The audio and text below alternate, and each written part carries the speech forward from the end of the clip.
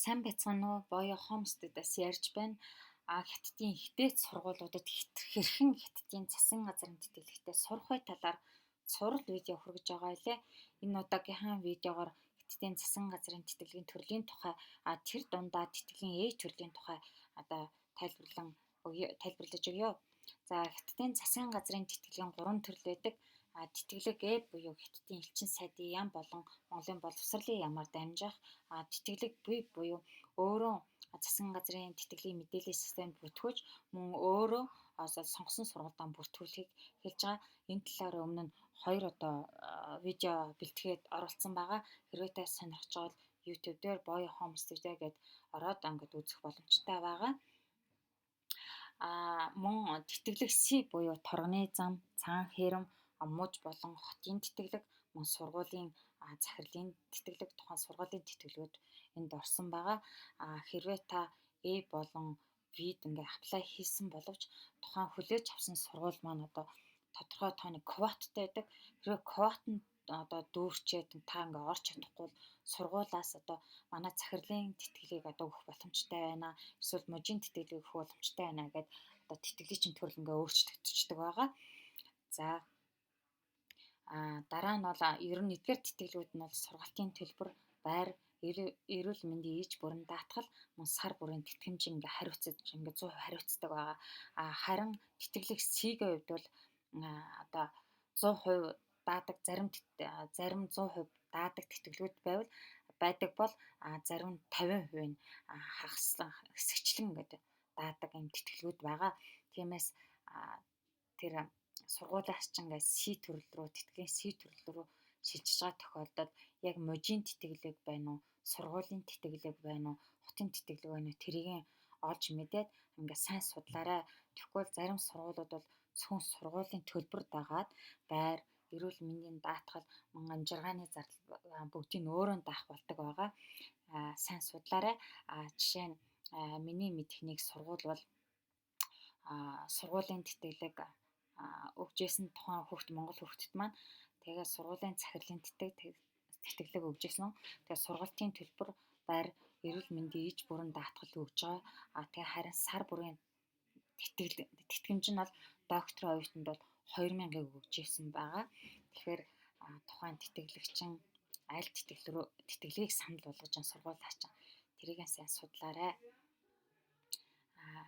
За хэн өргөдөл гаргах хэрэгтэй вэ гэвэл нэгт Монгол улсын иргэн байх хэрэгтэй. Эрүүл мэндийн хувьд ямар нэгэн асуудалгүй байх хэрэгтэй.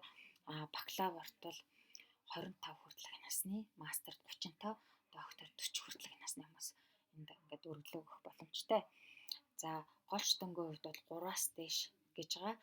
Гэхдээ аль өндөр оноотой авах тусмаа сонгогдох магадлал өндөр байдаг. Мэдээж магадлал итгэмжлэгдсэн Монголын ихтэй сургуулиудыг төгссөн байх хэрэгтэй. Күнзийн хятад хэлний болон янз бүрийн тэтгэлгийн ямар нэгэн хөтөлбөрт хамрагдаагүй байх хэрэгтэй. Хэрвээ хамрагдсан бол та дахин засгийн газрын тэтгэлэг авах боломжгүй байд юм аа. Мөн өмнө нь хятадын ихтэй сургуулиудыг хятадын засгийн газрын тэтгэлэгтээ төгссөн бол 1 жилийн дотор apply хийх хүсдэггүй. Нэгсэндээ төгсөөд дараа жил нь дахиад apply хийгээд мастер, доктор сурах боломжгүй байдаг. 1 жил өнжиж эсвэл өөр тэтгэлэг авах боломжтой байгаа. Яг засгийн газрын тэтгэлэг авъя гэж байгаа тохиолдолд 1 жил өнжөөд дахиад apply хийх боломжтой байдаг юм аа. За энд бол бүрдүүлэх материалын талаар бол оруулаагүй байгаа. Энэ тэтгэлгүүдэд ямар бичиг баримт бүрдүүлэх талаар ингээд тусгай видео ингээд орцсон байгаа учраас та YouTube дээр Boy Home Studio гэдэг ямар бичиг баримт бүрдүүлэх талаар тусгай видео оруулсан байгаа учраас тэрийг олоод ингээд үзчихээрэй. За би ер нь бол бакалаврт сурах гэж байгаа оюутнуудыг бол хятад сур гэж санал болгохгүй байгаа. Голчлон миний видеонууд бол мастер, докторын зориулагдсан байгаа. Бакалаврт сурах гэж байгаа бол миний зүгээс бол Монголдо эхлээд сураарай гэж зөвлөх байна. За хятадын засгийн газрын тэтгэлийн A төрлийг бол хятадын элчин сайдын яам болон Монгол дахь боловсролын яамаар дамжуулан зохион байгуулдаг байгаа. Өмнөх зохион байгуулалтаа бүгд найрамдах хятад ард улсын боловсролын яамны холбогдох журмын дагуу ингээд зохион байгуулдаг байгаа. За мастер, доктор сурах гэж байгаа тохиолдолд бүртгүүлсэн мэргэдийн бичиг баримтанд үнэлэлт дүгнэлт өгөх хэлбэрээр сонгон шалгаруулдаг, мөн шаардлагатай тохиолдолд ярилцсанд урьдаг байгаа. За бакалаврт бол математик, англи хэл, хятад хэлний шалгалтыг тест хэлбэрээр нэг өдөр авдаг. Шаардлагатай тохиолдолд хоёр дахь сонгон шалгалт нь бол ярилцсанд ордог байгаа. За бүртгэлийн өдрийн талаар бол хятадын элчин сайдын яамны веб хуудас болон Монголын боловсролын яамны веб хуудас дээр тухайн жилдээ ингээд зарлагддаг байгаа. Бүртгэлийн өдөр болон шалгалтын хураамжил бол тухайн жилээс шалтгаалаад өөр байдаг. Голчлон бол 3 сард бүртгэдэг байгаа.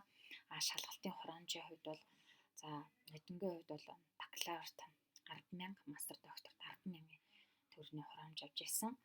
Тэгэхээр энэ жил болон ер нь цаашдаа хэд байхыг бол тухайн жилийн хэнд зарлагдсан одоо мэдээлэлээс харж болох нэ. За тэгээд бичиг баримтыг бол мэдээж монгол хэл дээр бүрдүүлэн өөрийн биеэр очиж бүртгүүлэх ёстой байгаа.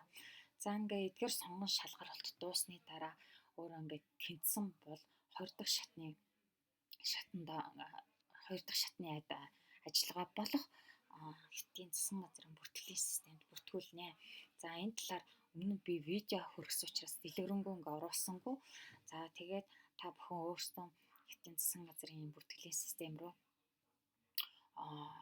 хэрхэн бүртгүүлэх талаар одоо YouTube дээр Боё Home Studio гэд ороод үзчихээрэй. Тэр дээр ингээд нэг хүрчлэн степээр нь ингээд видео бэлтгээд оруулчихсан байгаа.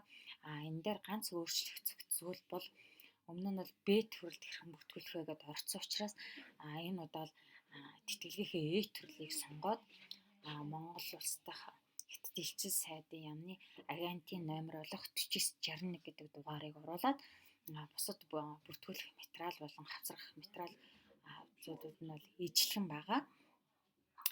За харин тэр дээр нэмээд та өөрөө 3 сургууль сонгодог байгаа.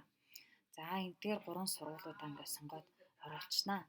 За ингээд өнөөдрийнх видеог дууслаа.